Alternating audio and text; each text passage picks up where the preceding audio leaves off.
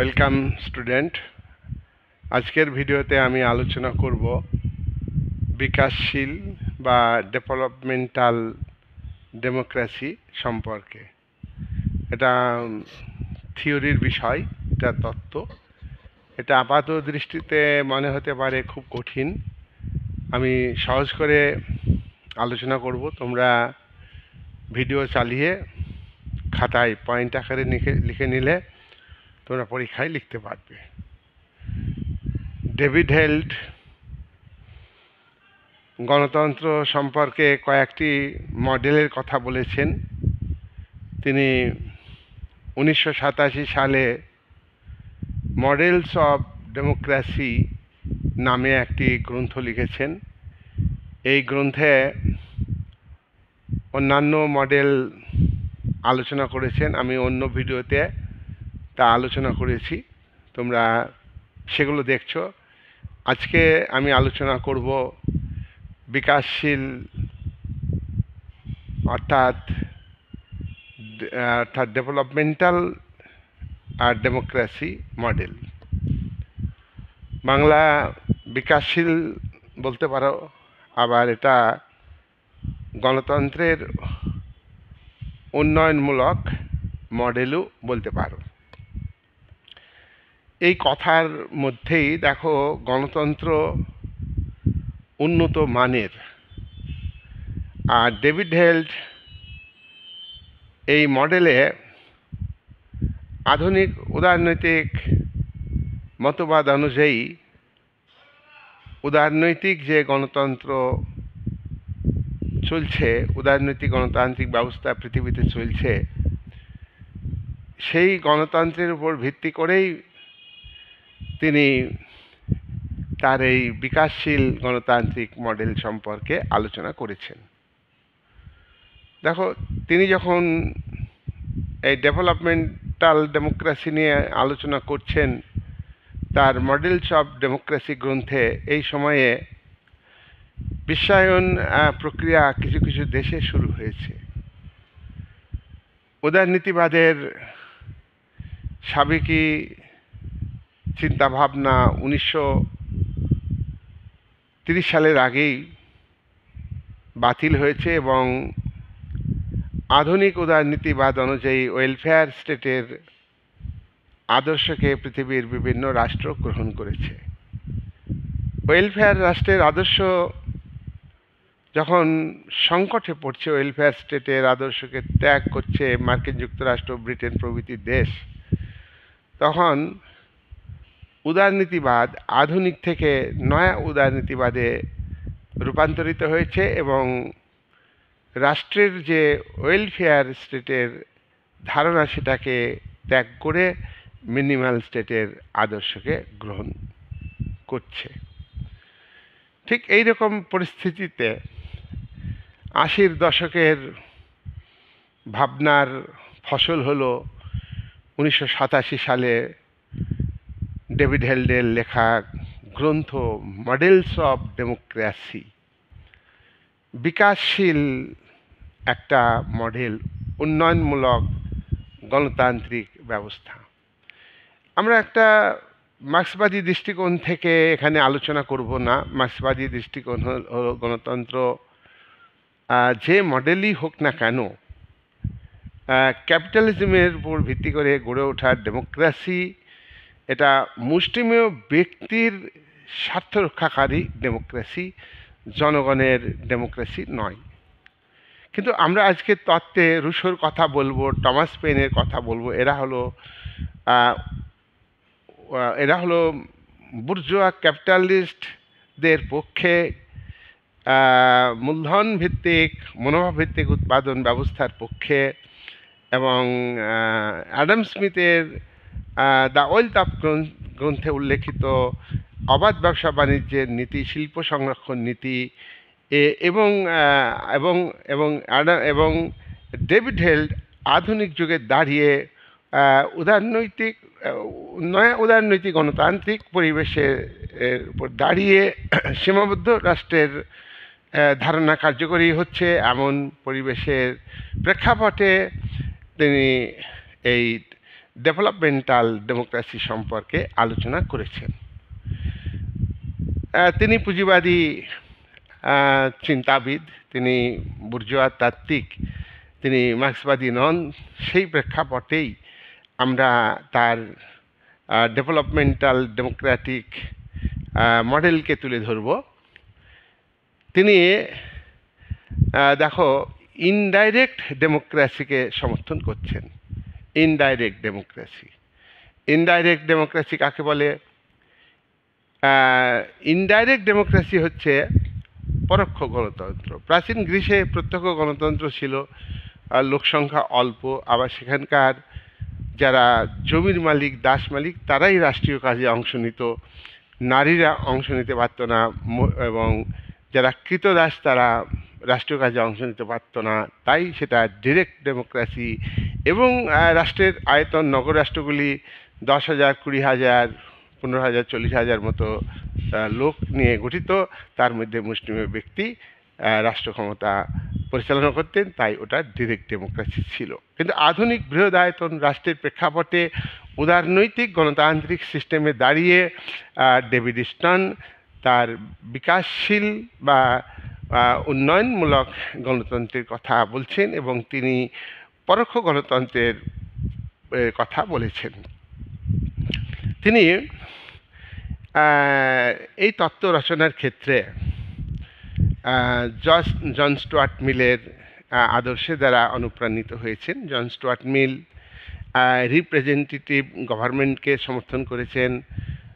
তিনি on liberty গ্রন্থে ব্যক্তির লিবার্টি, স্বাধীনতার কথা তুলে ধরেছেন, এবং তিনি ব্যক্তি স্বাতন্ত্র্যবাদী চিন্তার দ্বারা প্রভাবিত হয়ে তত্ত্ব লিখেছেন। তারই দ্বারা প্রভাবিত হয়ে ডেভিড স্টন এই উন্নত ডেমোক্রেসির কথা বলেছেন। জন স্টুয়ার্ট মিল মধ্যে যে উন্নত চিন্তাভাবনা ছিল, অর্থাৎ তিনি বলেছেন যে একমাত্র যারা শিক্ষিত, সচেতন, তাদের ভোটাধিকার দেওয়া উচিত, যারা সম্পদের অধিকারী, কর দেয়, তাদের ভোটাধিকার দেওয়া উচিত, সার্বজনীন শিক্ষার ভিত্তিতে ভোটাধিকার দেওয়া উচিত। এই সমস্ত বিষয়গুলিকে তিনি একটা গুরুত্ব দিয়েছিলেন। আরেকটা কথা বলেছেন যে সংখ্যাগরিষ্ঠের শাসন মানে মূর্খের শাসন, অর্থাৎ 100 জনের মধ্যে যদি সিদ্ধান্ত গ্রহণের ক্ষেত্রে 99 জন মিথ্যা কথা বলে, তাহলে সেক্ষেত্রে একজন যদি সত্যি কথা বলে সেইটাই গ্র্যান্ট হওয়া উচিত। কিন্তু মেজরিটি মাস্ট বি গ্র্যান্টেড, অর্থাৎ ডেমোক্রেসির নিয়মই তাই। সুতরাং সংখ্যাগরিষ্ঠের ভিত্তিতে মিথ্যা কথা একটা খারাপ এর পক্ষে আইন তৈরি হয়। তাহলে এইভাবে গণতন্ত্রকে ডেভেলপ করবার জন্য চেষ্টা করেছিলেন জন স্টুয়ার্ট মিল, তার তত্ত্বে উল্লেখ করেছেন। তার দ্বারা প্রভাবিত হয়ে ডেভিড হেল্ড গণতন্ত্রের কথা বলেছেন, পরোক্ষ গণতন্ত্র। এখানে তিনি বলছেন যে নাগরিকদের গড়ে তুলতে হবে, সুনাগরিক হিসাবে গড়ে তুলতে হবে। 1 নম্বর পয়েন্ট, নাগরিকদের সুনাগরিক হিসাবে গড়ে তুলতে হবে। নাগরিকদের বিশ্বস্ত করতে হবে, অনুপ্রাণিত করতে হবে ভালো আদর্শের দ্বারা। উন্নত সুনাগরিক, উন্নত মানের নাগরিক তৈরি করতে হবে। এটা হচ্ছে উন্নত গণতন্ত্রের একটা বিষয়। দেখো এই ধরনের নাগরিকদের উন্নত মানসিকতা হবে, ডেমোক্রেটিক সিস্টেমে তাদের প্রভাব পড়বে এবং ডেমোক্রেসি উন্নত হবে। নাম্বার 2 নম্বর হচ্ছে রাজনৈতিক কাজে জনগণের অংশগ্রহণ। দেখো মানুষ যত অজ্ঞ, অসচেতন হবে, তারা রাজনৈতিক কাজে অংশগ্রহণ করতে যায় না। আবার এটা ঠিক যে দেশে যখন চরম অরাজকতা চলে, দেশে যখন চরম আর্থিক দুর্নীতি ঘটে, যারা দেশের কর্ণধার শাসক, তারা হাজার হাজার কোটি টাকা আত্মসাৎ করে, জনগণের পয়সা তারা চুরি করে, মানুষ সেখানে একটা হতাশায় হয়ে রাজনীতি সম্পর্কে, রাজনৈতিক নেতাদের সম্পর্কে একটা ঘৃণা মনোভাব পোষণ করে, তখন তারা রাজনৈতিক ক্ষেত্রে অংশগ্রহণ করতে চায় না। অর্থাৎ রাজনীতিতে তাদের অ্যাপাথি অর্থাৎ অনীহা দেখা দেয়। এই অ্যাপাথি উন্নয়নমূলক গণতন্ত্রের ক্ষেত্রে খুবই ক্ষতিকর। তাই অ্যাপাথি দূর করতে হবে।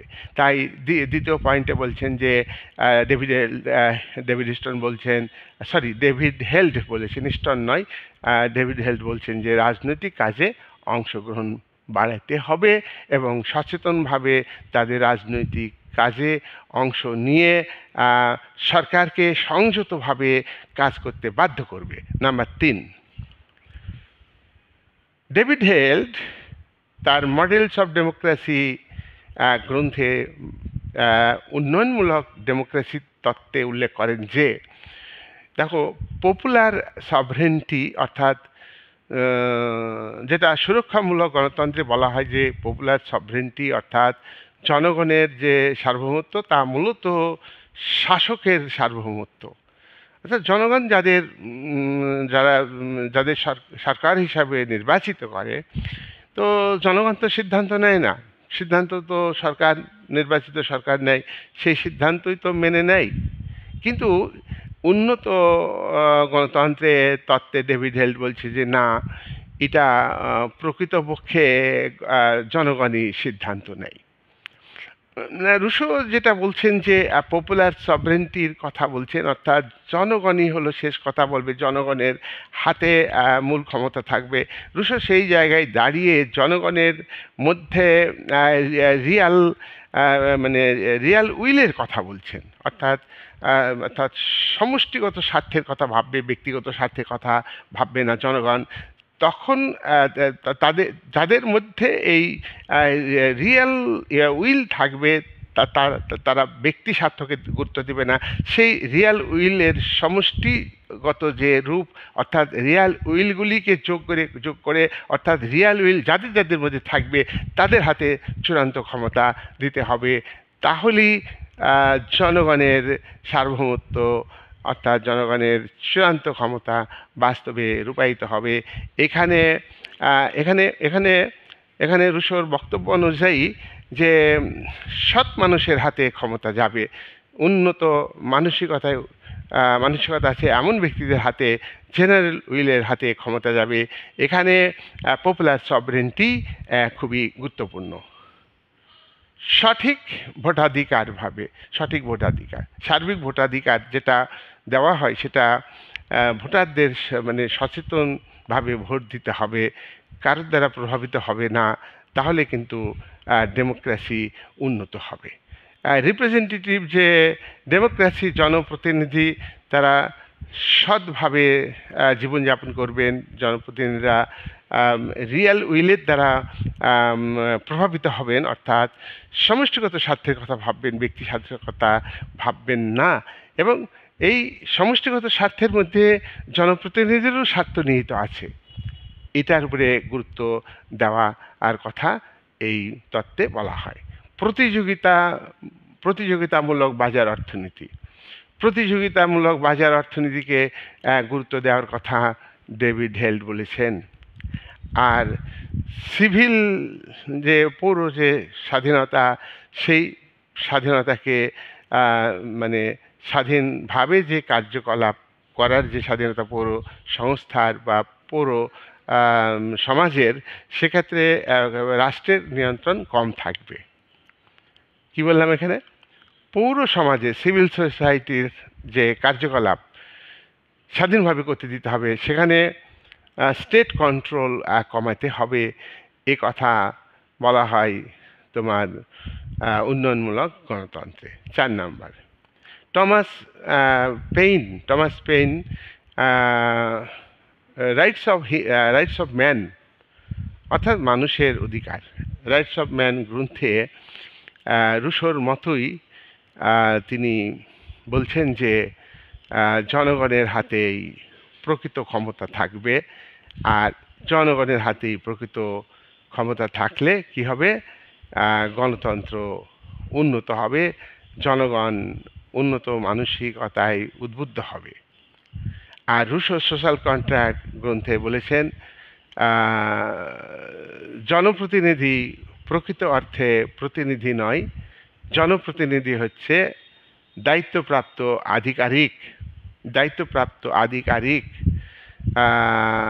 শেষ সিদ্ধান্ত নিতে পারে না, এই দায়িত্বপ্রাপ্ত আধিকারিক এবং জনপ্রতিনিধি। সিদ্ধান্ত জনগণই নেয়, তার কারণ জনগণের মধ্যে যাদের মধ্যে রিয়াল উইল আছে, অর্থাৎ সদ্গুণ আছে এবং যারা সমাজের স্বার্থের কথা ভাবে, রাষ্ট্রের স্বার্থে কথা ভাবে, সমগ্র জনগণের কথা ভাবে, ব্যক্তিগত স্বার্থে দ্বারা প্রভাবিত হয় না, সেই ইচ্ছার সমষ্টি হলো সরকার, সেই ইচ্ছার সমষ্টি হলো জনপ্রতিনিধি, সেই ইচ্ছার সমষ্টি হলো আমলা বা মানে দায়িত্বপ্রাপ্ত আধিকারিক। তারা তারা তাদের তাদের সিদ্ধান্ত হলে প্রকৃত যে গণতন্ত্র, অর্থাৎ সেই গণতন্ত্র বাস্তবে রূপায়িত হবে এবং গণতন্ত্র একটা উন্নত রূপ ধারণ করবে। 5 নম্বর,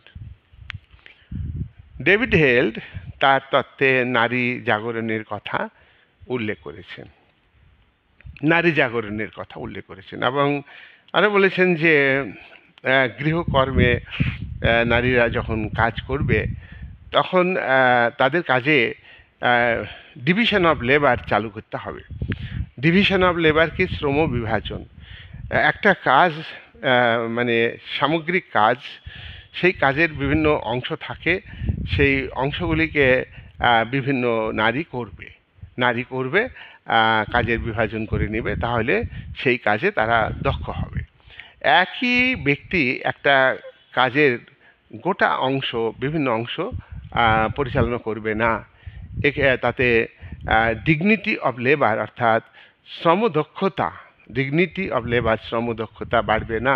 তাই নারী জাগরণের পাশাপাশি গৃহকর্মের শ্রম বিভাজনের কথা বলেছেন। কিন্তু আমরা এই কথা বলবো যে নারী জাগরণের কথা, নারী স্বাধীনতার কথা যতই বলুক না কেন, ডেভিড হেল তার তত্ত্বে কিন্তু প্রকৃত অর্থে নারী স্বাধীনতা এবং তাদের তাদের মধ্যে তাদের রাজনৈতিক ক্ষেত্রে, সামাজিক ক্ষেত্রে, অর্থনৈতিক ক্ষেত্রে যে প্রকৃত স্বাধীনতা, সেই স্বাধীনতাকে স্বীকার করা হয় না। বিভিন্ন দেশে দেখা যায় এখনও নারীরা অবহেলিত এবং নারীরা সুরক্ষিত নয়, তারা নিগৃহীত হচ্ছে শারীরিক দিক থেকে, মানসিক দিক থেকে, এবং তাদেরকে হত্যা করা হচ্ছে নির্মমভাবে। সুতরাং ডেভিড হেল্ডের তত্ত্ব অনুযায়ী যদি নারী জাগরণ সত্যি হয়ে থাকে, তাহলে নারীরা প্রলোভনে পড়ে তারা আজকে বিশ্বায়ন প্রক্রিয়ার মানে খপ্পরে পড়ে তারা পণ্যের মতো নিজেদেরকে বিক্রি করতে বাধ্য হচ্ছে। সুতরাং এই জায়গায় দাঁড়িয়ে সমস্ত নাগরিককে বিশ্বস্ত করতে হবে, সমস্ত মানুষকে ভালো আদর্শের দ্বারা অনুপ্রাণিত করতে হবে, সমস্ত মানুষকে নিঃস্বার্থ করবার যে আদর্শ, সেই আদর্শের দ্বারা প্রভাবিত ও গড়ে তুলতে হবে। 6 নম্বর, ব্যক্তিগত যে রাজনৈতিক স্বাধীনতা, personal political rights, economical rights, শুধু স্বাধীনতা নয়, ব্যক্তিগত রাজনৈতিক সাম্য এবং ব্যক্তিগত অর্থনৈতিক সাম্য, এটা দিতে হবে। আর সমানভাবে সবাই লিবার্টি ভোগ করবে, এটা হচ্ছে উন্নত গণতন্ত্রের বিষয়। ব্যক্তিগত রাজনৈতিক স্বাধীনতা, এটা রাজনীতি করার ক্ষেত্রে এর উপরে কোনো রাষ্ট্রের নিয়ন্ত্রণ থাকবে না বা কোনো শক্তির নিয়ন্ত্রণ থাকবে না, অর্থনৈতিক ক্ষেত্রেও নিয়ন্ত্রণ থাকবে না, এবং এই ক্ষেত্রে রাষ্ট্র একটা সাম্য দৃষ্টিভঙ্গি গ্রহণ করবে। অর্থাৎ রাজনীতির ক্ষেত্রে স্বাধীনভাবে ব্যক্তি তার ভোটের অধিকার প্রয়োগ করতে পারবে, স্বাধীনভাবে সে নির্বাচিত হতে পারবে, অর্থনৈতিক ক্ষেত্রে স্বাধীনভাবে কাজ করতে পারবে, অর্থনৈতিক ক্ষেত্রে প্রত্যেকটা মানুষ কাজ পাবে, এটা হলো অর্থনৈতিক সাম্য। প্রত্যেকটা মানুষ কাজ পেয়ে ন্যায্য মজুরি পাবে, এটা হচ্ছে অর্থনৈতিক সাম্য। উন্নত মানের গণতন্ত্রে ডেভিড হিল বলছেন এগুলোকে গুরুত্ব দিতে হবে। রাজনৈতিক ক্ষেত্রে সাম্যকে যেমন গুরুত্ব দিতে হবে, অর্থনৈতিক ক্ষেত্রেও সাম্যকে গুরুত্ব দিতে হবে। এক্ষেত্রে আমরা ল্যাস্কির কথা বলতে পারি। ল্যাস্কি বলেছেন যে অর্থনৈতিক ক্ষেত্রে সাম্য প্রতিষ্ঠিত না হলে রাজনৈতিক ক্ষেত্রে এবং সামাজিক ক্ষেত্রে সাম্য মূল্যহীনে পরিণত হয়, মিনিংলেসে পরিণত হয়। তাই রাজনৈতিক লিবার্টি যেমন দিতে হবে, পলিটিক্যাল লিবার্টি যেমন দিতে হবে, পলিটিক্যাল রাইটস যেমন দিতে হবে, তেমনি ইকোনমিক্যাল লিবার্টি, ইকোনমিক্যাল রাইটস এগুলিকে গুরুত্ব দিতে হবে। অর্থাৎ ইকোনমিক্যাল লিবার্টি, ইকোনমিক্যাল রাইটস যদি থাকে তবেই political liberty, political rights, social liberty এবং সোশ্যাল রাইটস মানুষ প্রকৃতপক্ষে ভোগ করতে পারবে। সুতরাং কেউ কারোর উপরে আধিপত্য বিস্তার করতে পারবে না, কেউ কারোর স্বাধীনতাকে কেড়ে নিতে পারবে না, এই কথা এই তত্ত্বে বলা হয়েছে। 7 নম্বর, দেখো, পপুলার সাভরেন্টি অর্থাৎ জনগণের সার্বভৌমত্বকে প্রাতিষ্ঠানিক রূপ দিতে হবে। সুনাগরিক তৈরি হলে দেশের সুনাগরিকের মধ্যে থেকেই শাসন ক্ষমতায় যাবে। তাহলে শাসক, অ্যারিস্টটল যে বক্তব্য রেখেছেন শাসক শ্রেণীর চরিত্র সম্পর্কে, যে শাসক নিঃস্বার্থ হবে, ভালো মানুষ হবে, শাসক নাগরিক হবে, রাষ্ট্রের প্রতি দায়বদ্ধ হবে, আনুগত্য প্রকাশ করবে, শাসক সৎ হবে, সে অসৎ কাজ করবে না। প্লেটোর উল্লেখিত আদর্শ রাষ্ট্রের কথা তিনি তুলে ধরেছেন যে আদর্শ রাষ্ট্রের রাজা হবেন বুদ্ধিমান, মানে দার্শনিক রাজা হবেন। দার্শনিকের মতো তার জ্ঞান থাকবে, তার ব্যক্তিগত সম্পত্তি থাকবে না, ব্যক্তিগত পরিবার গঠন থাকবে না, অর্থাৎ তারা নিঃস্বার্থভাবে কাজ করবে। এই ধরনের শাসক যদি তৈরি হয় তাহলে ডেভিড হেল যে কথাটা বলছেন যে উন্নয়নমূলক গণতন্ত্র বা ডেভেলপমেন্টাল যে ডেমোক্রেসি সেটা কিন্তু প্রতিষ্ঠিত করা সম্ভব হবে। সার্বিক ভোটাধিকার, সার্বিক ভোটাধিকার যথাযথভাবে দিতে হবে। ভুয়ো ভোটার যদি ভোটার লিস্টে নাম থাকে তাহলে সার্বিক ভোটাধিকারে কোনো মূল্য আছে? নির্বাচনে বাহুবল ভয় দেখিয়ে, আর্মস দেখিয়ে ভোট করা, এই ভোটের কোনো মূল্য আছে? এই ভোটের কোনো মূল্য নেই। এখানে ভোটারদের মধ্যে অনীহা সৃষ্টি হয়ে যাচ্ছে, পলিটিক্যাল সিস্টেমের প্রতি অ্যাপাথি, অনীহা সৃষ্টি হচ্ছে, পলিটিক্যাল পার্টিসিপেন্ট কমে যাচ্ছে।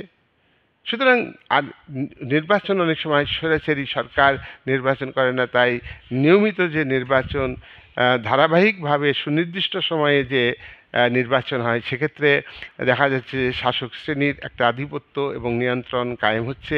এর মধ্য দিয়ে ডেভেলপমেন্টাল ডেমোক্রেসি ব্যাহত হচ্ছে। ডেভেলপমেন্টাল ডেমোক্রেসির যে মূল বৈশিষ্ট্য সুনাগরিক হওয়া, এখানে শাসকের চরিত্র নির্ধারণের ক্ষেত্রে প্লেটোর থিওরিকে মানা হচ্ছে না, অ্যারিস্টটলের থিওরিকে মানা হচ্ছে না। ভারতীয় রাজনৈতিক চিন্তার ক্ষেত্রে একজন বিখ্যাত দার্শনিক কৌটিল্যের থিওরিকে মানা হচ্ছে না। তার কারণ তিনি বলেছেন যে রাজার মধ্যে সদ্গুণ থাকবে, ও তার মধ্যে সৃষ্টিশীল ক্ষমতা থাকবে, তার মধ্যে বিচক্ষণতা থাকবে, সুদূর প্রসারী ভাবনা চিন্তা করতে পারবেন এমন ব্যক্তি, দ্রুত সিদ্ধান্ত নিতে পারবেন, এই সমস্ত গুণগুলো শাসকের মধ্যে থাকা উচিত। আর এই সমস্ত বক্তব্যের মধ্যে ডেভিড স্টনের মডেল অফ ডেমোক্রেসি গ্রন্থে যে ডেভেলপমেন্টাল ডেমোক্রেসির কথা বলেছেন সেইগুলি রয়েছে। এগুলিকে কতটা কার্যকরী করা সম্ভব হবে তার উপর নির্ভর করছে ডেভিড হেলের এই তত্ত্বের তাৎপর্য। 8 নম্বর, ডেভিড হেল তার উন্নয়নমূলক ডেমোক্রেসি তত্ত্বে বলেছেন যে জনগণকে বিশ্বস্ত হতে হবে। টোটাল জনগণ যদি বিশ্বস্ত হয় তার মধ্যে থেকেই শাসক নির্বাচিত হবে। টোটাল জনগণ যদি বিশেষ আদর্শের দ্বারা অনুপ্রাণিত হয় তার মধ্যে থেকেই শাসন ক্ষমতার অধিকারী প্রতি জনপ্রতিনিধি নির্বাচিত হবেন। সুতরাং এই বিষয়গুলিকে অত্যন্ত গুরুত্ব দেওয়া দরকার।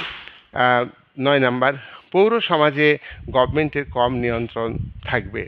পৌর সমাজ, সিভিল সোসাইটি, এখানে এখানে এখানে রাজনীতি ছাড়াও সমাজ বিকাশের অন্যান্য যে সংস্থাগুলি রয়েছে, কমিটিগুলি রয়েছে, সিভিল সোসাইটি, তারা সমাজ বিকাশের ক্ষেত্রে, সমাজ উন্নয়নের ক্ষেত্রে, ব্যক্তির ব্যক্তিত্ব বিকাশের ক্ষেত্রে বিশেষভাবে সহযোগিতা করে।